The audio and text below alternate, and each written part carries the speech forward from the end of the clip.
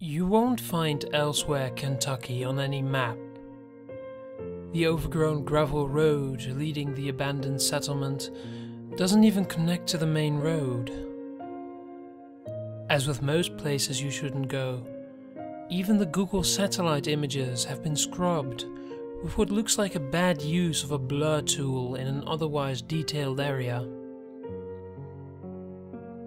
It was located in southeastern Callaway County, just off the shore of Kentucky Lake. Elsewhere set, surrounded by forest. Until recently, several buildings remained. I'd heard stories about Elsewhere while growing up. Being a Callaway County native, I'd heard most of the local folklore and ghost stories. I'd spent several nights in Asbury and Old Salem cemeteries looking to verify stories of creepy ghosts and various monsters. The most I ever got was spooked friends and a bad case of the willies. I was volunteering at the Senior Citizen Center when Earl, a man of about 80 years old, told me a story about the fall of Elsewhere. It went like this. When I was a boy, my pa and I went to the Elsewhere General Store to get some rock candy and chicken feed. I stood outside while Pa talked to Mrs. Ellison, the shopkeep. Pa loaded the feed into the truck and handed me the candy. Right about then there was this loud scream from the schoolhouse. I don't know right well what happened, cause Pa told me to stay in the truck. But after that, we never went back to Elsewhere. When I was a few years older, I went back there with some friends. We were just dumb kids fooling around. My friend Jason went inside the schoolhouse and I never saw him again. We spent the rest of the day looking for him, and later the police did a search, but found nothing. Shortly after that, the county disconnected Elsewhere Road from HWY 280. It's been about 60 years, and you're the first person to mention the place in half a century, son. I did some digging after that. The Callaway County Public Library has a pretty good archive of town history and folklore. I had read every book on the subject, but I'd never seen mention of Elsewhere. I ended up at the Waterfield Library up on the Murray State University campus, looking through old microfilm when I found reference to Elsewhere in the Louisville Courier Journal. A single paragraph story covered how the unincorporated town was being abandoned for health and safety reasons. It was dated April 2nd, 1953. There was one detail that stood out. Located 2 miles north of New Concord, just off of HWY 280. I waited until Saturday morning, and I made sure to charge my cell phone before parking roughly 2 miles north of New Concord, just off the side of the road. I moved about 50 yards past the tree line and hiked back and forth until I found the remnants of Elsewhere Road. I followed it northeast for about half a mile, before coming to a clearing where several dilapidated buildings stood over the tall grass and broken pavement. I moved closer to the center of the town when I saw a sign to my left that read, Elsewhere General Store. The windows were boarded up, and the door was nailed shut, but after pulling at the boards for a few minutes, I was able to pry open the door. The wood was weathered and brittle. It popped right off, leaving the nails in place. I was surprised to see that the goods on the shelves had been left in place. Old, canned goods sat rusted on old wooden shelves. An old-timey cash register sat on a counter to my left, and several burlap sacks lay tattered across the floor. I pressed a few keys on the old mechanical cash register, and then pulled the lever to reveal the several tarnished coins and some paper money.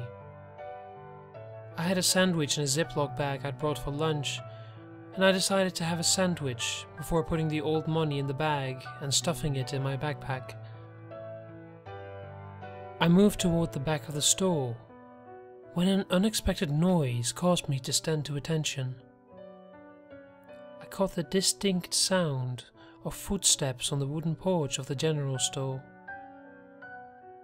I turned around and peered out the door, only to see nothing. I called out, "Hello? Anyone there?" There was no response. I crept towards the door slowly, with my hands out in front of me, just in case. I slowly peeked around each corner before verifying that no one was standing outside, and then made my way back out to the street. I was sufficiently creeped the fuck out at that point. I decided to pack it in and come back later with some friends. It was just about then that I heard the crack of thunder. The weather app on my phone said 0 chance of rain, but lo and behold, the clouds overhead were moving in fast. I thought about hoofing it the half-mile in the rain, but the rain came fast, and not wanting to go back into the general store, I darted to the nearest building, an old house. The front door was unlocked, and the door opened on the second pool. Standing in the parlor of this old house, I looked around at the old furniture and dusty floors, and decided to sit for a second on an old wooden chair that seemed sturdy enough. The storm raged outside, and I could see water coming in from the ceiling. There were several old papers sitting on the coffee table in the living room, and after a while, I got up to go look at them. The yellowed papers were single-page editions of an old periodical called the Elsewhere Gazette. The stories covered church events, pie recipes, and an advert for the Elsewhere General Store. One of the papers in the stack bore the headline, "Tragedy in the Schoolhouse." The article told the story of a hysterical school teacher who had poisoned the cake she had prepared for the students. The one surviving student ran out of the schoolhouse screaming when the woman tried to force him to eat some of the poisoned cake. It was dated August 12th, 1936. Earl's story put him there nearly 20 years later. I was curious as to what would have happened some 20 years after the tragedy, but not entirely willing to continue investigating. When the rain let up a little, I trudged back to my car. Around the time I got halfway down Elsewhere Road, the sky cleared up and the rain stopped. When I got back to 280, I marked the spot with a couple of fallen branches propped up against a tree and drove back into town. That night I was sitting at Mary's kitchen nursing a cup of coffee when Jerry came in and sat at the table adjacent to mine. Jerry and I didn't talk much, but we would often find ourselves sitting there through the midnight hours, drinking coffee and smoking cigarettes. He tapped me on the shoulder and said, "You look like you saw a ghost, kid." I shook my head and said, "I didn't see one, but I'm pretty sure I heard one." He got a confused look on his face, and I continued, "I did some hiking out by Elsewhere this morning." Jerry's face went pale and he said, "Bullshit." I showed him a couple of the pictures on my phone and he replied, "See that building right there?" he said, pointing at the phone. "Don't go in that building. Ever." I replied, "I take it that's the schoolhouse." He nodded. I continued, "What's the big deal about that place? Earl up at the senior center said he didn't know what happened. I found an old newspaper article from about 20 years before Earl was there, but it didn't explain the scream he heard coming from it in the 50s. Jerry shook his head and said, "Round here we don't talk about elsewhere in polite conversation. It ain't one of those things that needs discussing. But I can tell you're all curious, so I'll tell you, and then leave it be." I nodded. Jerry continued, "I was born in 59, about 6 years after they abandoned the town. It was the 70s by the time I was a dumb teenager looking for a thrill. My buddy Tom Blankenship found pictures of elsewhere in a book up at the library, saying the town was abandoned in a hurry. We drove his truck out there and found everything boarded up, save for the schoolhouse. Tom went inside the schoolhouse and I stood by the truck. You could still get to Elsewhere Road if you didn't mind driving over some saplings at that point." Jerry lit a cigarette and took a drag before continuing. "Tom let out this wail like he'd been hit by a snake, and I rushed up to the schoolhouse expecting to see God knows what. The single-room schoolhouse was empty. I looked all over for Tom, but I couldn't find him. I ended up going to the cops, and that was when they told me about the ghost." Jerry took a long drag and stood up from his chair and moved across from me. There was this somber look in his eye that told me everything I needed to know about Tom's fate. He said in a hushed tone, "So the deputy tells me that every couple of years some idiot goes out there and goes in the schoolhouse only for nobody to see him again. Thing is, the country sheriff department knows about the ghost. He told me that back in the 50s his kid came into school with a machete and hacked a couple of kids up. The school teacher ran out screaming. They questioned the kid and he said this pretty lady that stood outside the schoolhouse from time to time said it would send him to heaven. They ended up putting him under the jail." Jerry put out his cigarette and looked at me with a stern face. "I don't know what happens to people that go into that schoolhouse, and I don't want to know. Don't go back there. The county should demolish that place." Jerry left a $5 bill on his table and walked out. Despite his heartfelt story, I was even more curious about Elsewhere at that point. I paid for my coffee and headed out. By the following Saturday, I had been able to wrangle a friend to come with me back to Elsewhere. Katie was a local college student who was obsessed with ghost hunting and abandoned towns. It wasn't very hard to rope her into coming along. I told her the stories as they had been passed down to me, and that was all it took for her to wake me up at 5 a.m. on Saturday morning with coffee and a camera, ready for a hike. Katie and I strolled into town a little after 7 in the morning. The sky was bright, but the sun was still barely over the trees. We decided to open the doors to the schoolhouse and look inside from a few feet back. I opened the door and shot back off the stoop and back into the grass. It was dark inside and we couldn't make anything out. Katie produced a flashlight and shined it inside the doorway.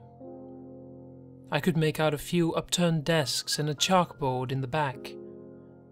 We stood there for a bit when the sun crept over the trees and started heating up the morning dew, resulting in a thick fog. I turned to my left for a moment to look back at the general store, and Katie darted past me into the schoolhouse. I ran right behind her, and we both stood in the dilapidated building as I begged her to go back outside. She responded, "I could have sworn I saw a kid standing in here." I said, "Yeah, that's great. Spooky kids. First time I was here, it rained out of nowhere. Now it's fog. Let's go." Katie walked a few steps forward and let out a yelp as she fell through a hole in the floorboards to the cellar down below. I laid flat on the floor and reached my arm down for her to climb up. She grabbed my wrist and I grabbed her with my other hand and tried to roll back and pull her up. She wouldn't budge. I looked back down and saw this halfway transparent woman holding onto her legs and pulling her into the darkness. I pulled harder as Katie started screaming. The ghostly woman looked up at me and smiled in the dim light of the morning shining from the door. Katie was pulled quickly into the darkness, and in the struggle, I was pulled down into the cellar. Katie's screams fell silent as I picked up a couple of glow sticks from my backpack and cracked them open. I tossed one in Katie's direction, and one towards the other end of the room, and brought up the flashlight app on my phone. Katie sat, slumped against the wall on the far side of the room. There were bones all over the room in various states of decay. I walked over to Katie and checked her pulse at the neck.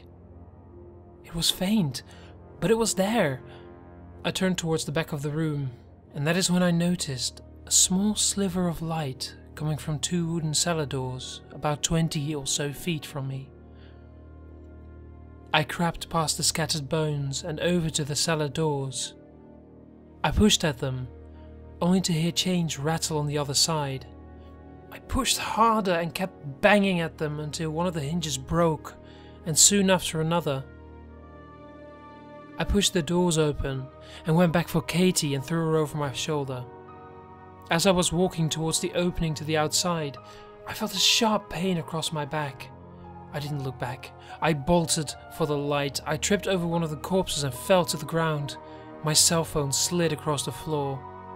I looked back and the ghostly woman was almost on top of me. I grabbed Katie by the wrist and took off for the stairs leading to freedom, dragging the young co-ed behind me. Just as I crossed the threshold into the light, I felt a tug and looked back to see the woman holding Katie by the leg. I tugged and pulled and cursed and fought.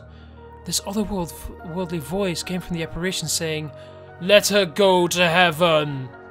I shot back, "Go to hell!"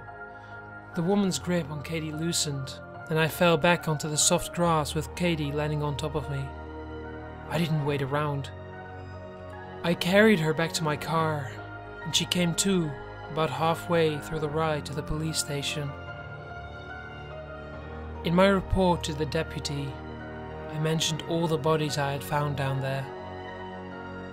He would later tell me that they recovered 16 skeletons and one corpse that had only been there a few years.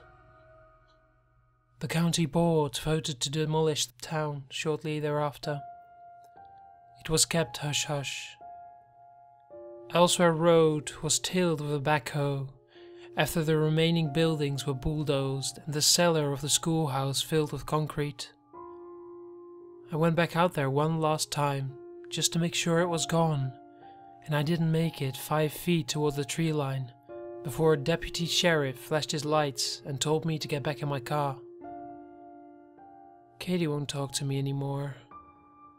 Last I saw her, she pretended she hadn't seen me and scurried away. Of all the things that I experienced in that town, I regret not grabbing my cell phone. I had some pretty decent pictures. There's no record of Elsewhere, Kentucky. Now there's nothing left of the town. I haven't been back, and from the way the county has been handling it, I don't think there's anything to go back to. But just in case, don't go to Elsewhere, Kentucky.